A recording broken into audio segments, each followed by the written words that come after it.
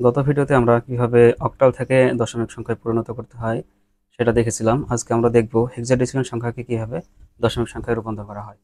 তো হেক্সাডেসিমাল সংখ্যা আমাদের মোট 16টি, অর্থাৎ 0 থেকে 9 পর্যন্ত আমাদের স্বাভাবিক সংখ্যা, এবং 9-এর পরে 10। এই 10কে আমরা 10, 11, 12 এভাবে না লিখে আমরা এগুলোকে লিখি 10-এর জন্য এ, 11-র জন্য বি, 12-র জন্য সি, 13-র জন্য ডি, 14-র জন্য ই, এবং 15-র জন্য হচ্ছে এফ। 15 পর্যন্ত, অর্থাৎ 0 থেকে 15 পর্যন্ত মোট আমাদের 16টি সংখ্যা হেক্সাডেসিমাল সংখ্যা পদ্ধতিতে।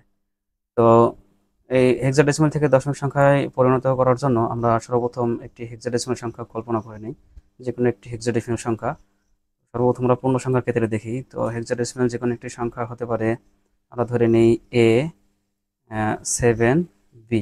সাপোজ A7B একটি হেক্সাডেসিমাল সংখ্যা, এটা ধরে নিলাম আমরা 16। এর ভিত্তি হচ্ছে 16, এবং আমরা এটাকে রূপান্তর করব দশমিক সংখ্যায়।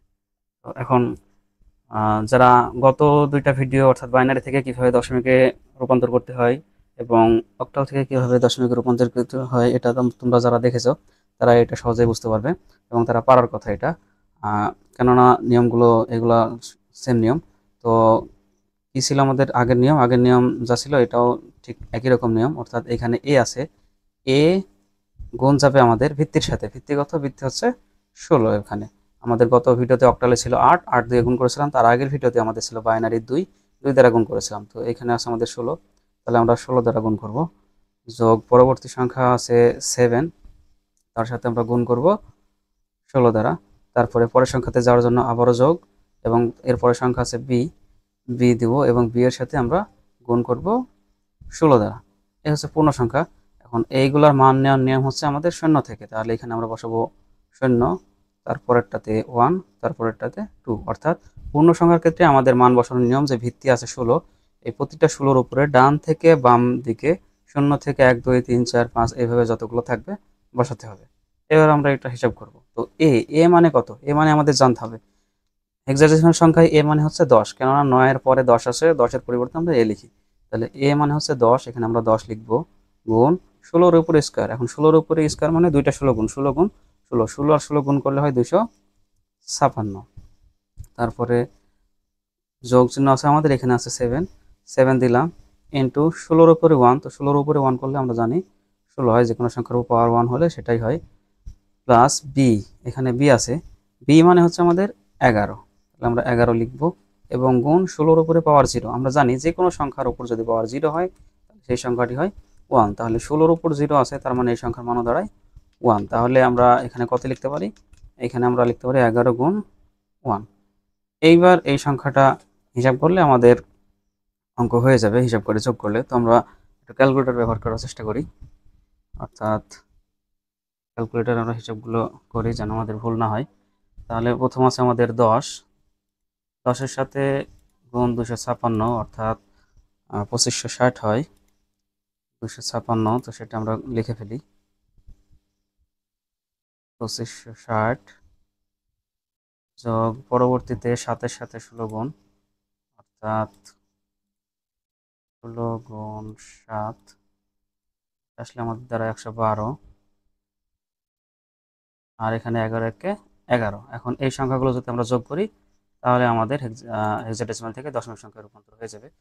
তো এখানে আছে 2560 যোগ 112 যোগ 11, তাহলে কত পাচ্ছি আমরা? আমরা পাচ্ছি হচ্ছে 2683। এই হচ্ছে আমাদের দশমিক সংখ্যা, দশমিক সংখ্যার রূপান্তর। এটা হচ্ছে পূর্ণ সংখ্যার ক্ষেত্রে।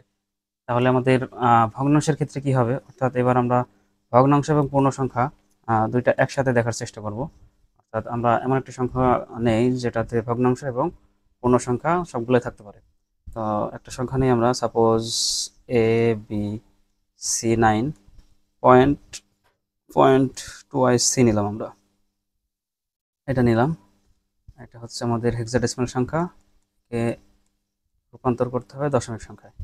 সেম আগের মতো একই প্রসেস, অর্থাৎ আমরা এ লিখব, তার সাথে গুণ দিব 16, পরের সংখ্যাতে যাওয়ার জন্য যোগ দিব। তারপরে বি লিখব, গুণ দিব 16, পরের সংখ্যাতে যাওয়ার জন্য প্লাস দিব। তারপরে সি আছে, গুণ 16, পরের সংখ্যাতে যাওয়ার জন্য আবারও প্লাস, তারপরে 9 আছে গুণ কত 16। তো এই হচ্ছে দশমিকের আগের সংখ্যা। দশমিকের আগের সংখ্যা নেওয়ার পরে আমরা মানটা বসিয়ে দিব ভিত্তির উপরে। তো ভিত্তির উপরে পাওয়ার বসানোর নিয়ম কি, সর্বডানে 0, তারপরের 16-র উপরে অর্থাৎ ভিত্তির উপরে 1, তারপরের ভিত্তির উপরে 2, তারপরের ভিত্তির উপরে 3।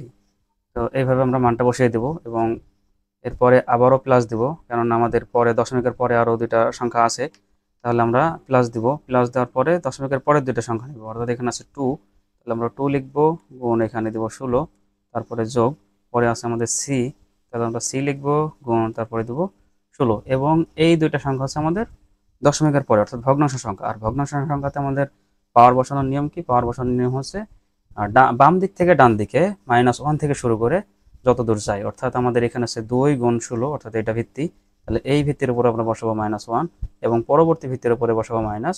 এইভাবে যদি আরও থাকে তাহলে -3 -4 এইভাবে চলবে। অর্থাৎ ভগ্নাংশের নিয়ম হচ্ছে -1 থেকে বসাতে হবে এবং বাম থেকে ডান দিকে যাবে। আর পূর্ণ সংখ্যার নিয়ম হচ্ছে 0 থেকে বসবে এবং ডান থেকে বাম দিকে আসবে। আচ্ছা, এবার আমরা একটু হিসাব করব। তাহলে এ আছে, এ মানে এর মান আমরা জানি 10 গুণ 16-র উপরে 3 আছে, তার মানে আমাদের 3টা 16 গুণ বা 16-র উপরে কিউব। তো সেটা যদি আমরা করি তাহলে কত হয়, আমরা এখানে 16 ইন্টু 16 এটা গুণ করলে আমরা পাচ্ছি হচ্ছে 4096। তাহলে এখানে বসাই দিব আমরা 4096, এটা 10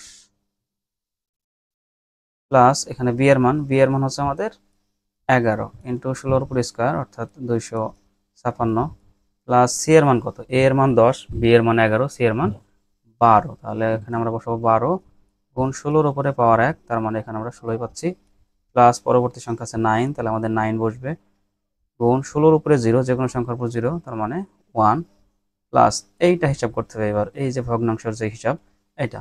আর ভগ্নাংশের হিসাবে 16 ইনভার্স 1 আছে, তো এটা আমরা দেখাইছিলাম যে 16 ইনভার্স 1, এইটা অর্থ হচ্ছে 1/16-র উপরে যে পাওয়ার থাকে ওই পাওয়ার 1 আছে 1, তো 16-র উপর পাওয়ার 1 করলে 1ই থাকে, তার মানে 16 ইনভার্স 1 মানে আসছে আমাদের 1/16। তাহলে এটাকে আমরা কি লিখতে পারি, আমরা এখানে আছে 2 আছে, থাকুক 2 গুণ 16 ইনভার্স 1 মানে 1/16, বা 16-র উপর পাওয়ার -1 মানে হচ্ছে 1/16। পরবর্তীর জন্য প্লাস, এখন সি আছে, সি এর মান কত, এ এর মান 10, বি এর মান 11, সি এর মান হচ্ছে 12, তাহলে এখানে আমরা 12 লিখব এবং গুণ এখানে আছে 16 ইনভার্স 2, অর্থাৎ 1/16-র উপরে স্কোয়ার হয়, অর্থাৎ এই যে 16 ইনভার্স 2 এইটার অর্থ হচ্ছে 1/16-র উপরে স্কোয়ার। এখন 1/16-র উপরে স্কোয়ার মানে 1/256, কারণ 16-র উপরে স্কোয়ার 16 আর 16 গুণ, তো 16 আর 16 গুণ করলে আমরা পাই 256। তাহলে এখানে পাচ্ছি আমরা 12 গুণ 1/256। এখন এইগুলো আমরা এখন আবার পুনরায় ক্যালকুলেটরের মাধ্যমে হিসাব করব এবং বসাবো। তাহলে এখানে আমাদের 4096, একে গুণ যাবে আমাদের 10 দ্বারা, 10 দ্বারা যদি গুণ যায় তাহলে আমাদের পাচ্ছি 40,960, 40960।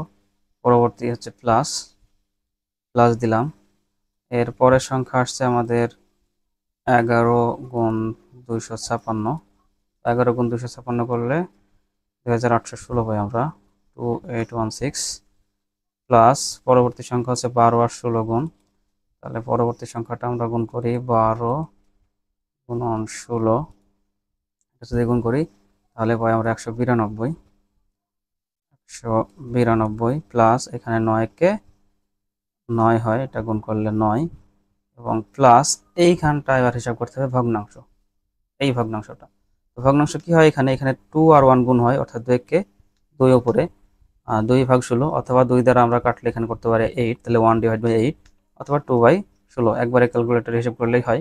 তাহলে আমরা ক্যালকুলেটর থেকে করে নিয়ে আসি হিসাবটা, এখানে আসছে 2/16, 2 ভাগ যদি 16 করি আমরা পাই 0.125, তাহলে এটা আমরা একটু লিখি, অর্থাৎ এটা পাচ্ছি আমরা 0.125, প্লাস পরবর্তী সংখ্যা 12 গুণ 1/256, তো 12 দিয়ে এটাকে যে কোনো সংখ্যা দিয়ে ছোট করে নেওয়া যায়, তো কাটাকাটি করে, তো অত ঝামেলাতে না গিয়ে আমরা এই 12 আর 1 যদি গুণ করি তাহলে উপরে হচ্ছে 12 আর নিচে 256, অর্থাৎ 12 ভাগ 256। তো এটা যদি আমরা করি তাহলে আমরা কত পাই, এখানে হচ্ছে 12 / 256, যদি আমরা ভাগ করি তাহলে আমরা পাই হচ্ছে 0.0468, 0.0468। আচ্ছা, তাহলে আমরা পাচ্ছি 0.0468, এই মানটা পাচ্ছি। আচ্ছা, এখন এই সবগুলো যোগ করলে আমরা আমাদের কাঙ্ক্ষিত ফলাফল পেয়ে যাব। তো আমরা যদি যোগফলগুলো একবার যোগ করে নিই, তো 40960 প্লাস 2816 প্লাস পরবর্তী আসছে আমাদের 192 প্লাস 9 প্লাস 0.125 প্লাস 0.0468 ইকুয়াল, এই হচ্ছে আমাদের ফলাফল। তো এখানে আসছে আমাদের মান আসছে কত, ফলাফলটা যদি আমরা একটু দেখি, আমরা মান পাই 43977, 43977 পয়েন্ট 43977.1718 এই হচ্ছে আমাদের দশমিক সংখ্যা রূপান্তরের নিয়ম। তো এই ছিল হেক্সাডেসিমাল থেকে দশমিক সংখ্যা রূপান্তরের প্রক্রিয়া। তো আশা করি সবাই বুঝতে পেরেছো। যদি বুঝতে না পারো অবশ্যই কমেন্ট বক্সে জানাও। ধন্যবাদ সবাইকে।